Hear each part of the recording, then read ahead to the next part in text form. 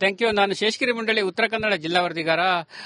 ಇದೀಗ ಪ್ರಧಾನಮಂತ್ರಿ ನರೇಂದ್ರ ಮೋದಿ ಅವರು ಸ್ವಚ್ಛ ಭಾರತ್ ಯೋಜನೆ ಜಾರಿಯಾದ ಮೇಲೆ ಅಲ್ಲಲ್ಲಿ ಕೂಡ ಸ್ವಚ್ಛತೆ ಕೂಡ ಆಗ್ತಾ ಇದೆ. ಆದರೆ ಉತ್ತರ ಕನ್ನಡ ಜಿಲ್ಲೆಯ ಕಾರವಾರದ ಮಲ್ಲಾಪುರ ಗ್ರಾಮ ಪಂಚಾಯತ್ ವ್ಯಾಪ್ತಿಯಲ್ಲಿ ಸಮರ್ಪಕವಾದ ವಿಲೇವಾರಿ ಆಗದೇ ಇರುವುದರಿಂದ ರಸ್ತೆ ಬದಿಗಳಲ್ಲಿ ಕೂಡ ಅಸ್ವಚ್ಛತೆಯ ವಾತಾವರಣ ಕಂಡು ಬರ್ತಾ ಇರುವಂತದ್ದು ಗಮನಿಸಬಹುದು. ಮಲ್ಲಾಪುರದಲ್ಲಿ ನಾನಿದ್ದೇನೆ. ಮಲ್ಲಾಪುರದ ಕ್ರಿಶ್ಚಿಯನ್ ವಾರ್ಡ್ ಆಗಿರಬಹುದು, ಹಿಂದೂ ವಾರ್ಡ್ ಆಗಿರಬಹುದು, ಬೇರೆ ಬೇರೆ ಭಾಗದಲ್ಲಿ ಗ್ರಾಮ ಪಂಚಾಯತ್ ವತಿಯಿಂದ ಅಂದ್ರೆ ರಸ್ತೆ ಬದಿಯಲ್ಲಿ ಕೂಡ ಬೇಕಾಬೇಟಿಯಾಗಿ ಕಸಗಳನ್ನ ಎಸಿತಾ ಇರುವಂತದ್ದು ಗಮನಿಸಬಹುದು. ರಾಶಿ ರಾಶಿಯಾಗಿ ರಸ್ತೆ ಬದಿಯ ಕಸಗಳು ಕೂಡ ಇಲ್ಲಿ ತುಂಬಿರುವಂತದ್ದು. ಇದು ಸಾರ್ವಜನಿಕರಿಗೆ ಅಸಹ್ಯ ಹುಟ್ಟಿಸುವಂತಹ ವಾತಾವರಣ ಕೂಡ ಇದೆ. ಯಾಕಂತ ಹೇಳಿದ್ರೆ ಕೈಗಾ ಅಣುವಿದ್ಯುತ್ ಸ್ಥಾವರ ಇದೇ ಭಾಗದಲ್ಲಿ ಇರೋದ್ರಿಂದ, ಅಂದ್ರೆ ಕೈಗಾ ಇದೇ ಭಾಗದಲ್ಲಿ ಇರೋದ್ರಿಂದ ಇಲ್ಲಿ ಸಾಕಷ್ಟು ಸಂಖ್ಯೆಯಲ್ಲಿ ಬೇರೆ ಬೇರೆ ರಾಜ್ಯಗಳಿಂದ ಉದ್ಯೋಗಿಗಳು ಕೂಡ ಬರ್ತಾರೆ. ಆದ್ರೆ ಸಮರ್ಪಕವಾದ ಸ್ವಚ್ಛತೆಗಳನ್ನ ಮಾಡದೇ ಇರುವುದರಿಂದ ಜನರು ಕೂಡ ತೊಂದರೆ ಅನುಭವಿಸ್ತಾ ಇದ್ದಾರೆ.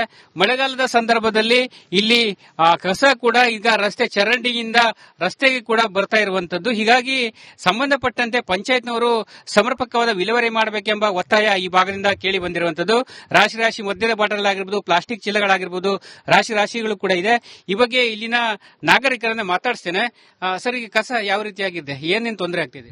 ಇಲ್ಲಿ ಕಸ ಬಿದ್ದು ಎಲ್ಲ ಜನರಿಗೆ ಹೋಗುವವರಿಗೆ ಬರುವವರಿಗೆ ಎಲ್ಲ ಹಲಕು ಎಲ್ಲ ಬಂದು ಇಲ್ಲಿ ಬಿಸಾಡ್ತಾ ಇದ್ದಾರೆ. ಬಾಟ್ಲಿ, ಬಿಯರ್ ಬಾಟಲ್ ಅದು ಇದು ಎಲ್ಲ ಹಾಕ್ತಾ ಇದ್ದಾರೆ.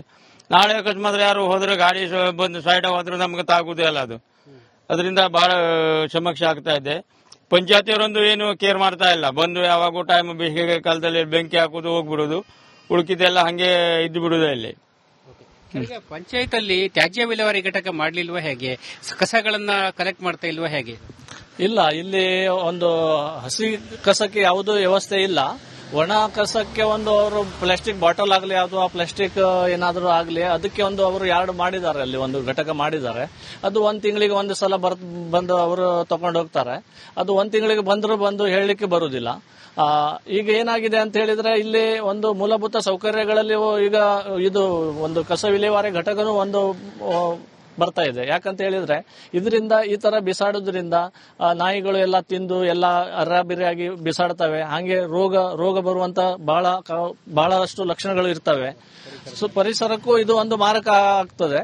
ಆದ್ರಿಂದ ನಾವು ಹೇಳುವುದು ಎಷ್ಟೇ ಅಂತ ಹೇಳಿದ್ರೆ, ಈಗ ನೋಡಿ ನಮ್ಮ ಈಗ CSR ನವರು ಕೂಡ ಮಾವಿನ ಮನೆ ಪಂಚಾಯತ್ ಅಂದ್ರೆ ಯಲ್ಲಾಪುರಕ್ಕೆ ಒಳಪಟ್ಟಿದ್ದಾರೆ. ಯಲ್ಲಾಪುರ ತಾಲೂಕಿಗೆ ಅಲ್ಲಿ 100 ಕೋಟಿ ಕೆಲಸ ಮಾಡ್ತಾರೆ. ಹಾಗೆ ಈಗ ಜೊಯ್ಡಾ ತಾಲೂಕಿಗೂ 100 ಕೋಟಿ ಅವರು ಕೆಲಸ ಮಾಡ್ತಾರೆ.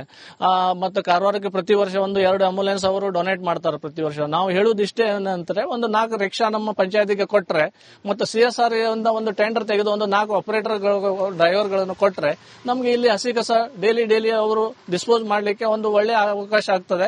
ಮತ್ತು ಅದರ ಜೊತೆಗೆ ಅವರು ಕಸ ವಿಲೇವಾರಿ ಘಟಕವನ್ನು ಸ್ಥಾಪಿಸಿದ್ರೆ ಮತ್ತು ಎಲ್ಲಾ ಜನರಿಗೂ ಒಳ್ಳೆ ಆಗ್ತದೆ ಅಂತ ಹೇಳಿ ಹೇಳ್ಕೊಳ್ಳಿಕ್ಕೆ ಇಷ್ಟಪಡ್ತೇನೆ. ಇಲ್ಲಿ ರಾಷ್ಟ್ರದ ಮಹತ್ವದ ಕೈಗಾ ಅಣುವಿದ್ಯುತ್ ಸ್ಥಾವರ ಯೋಜನೆ ಇದೆ.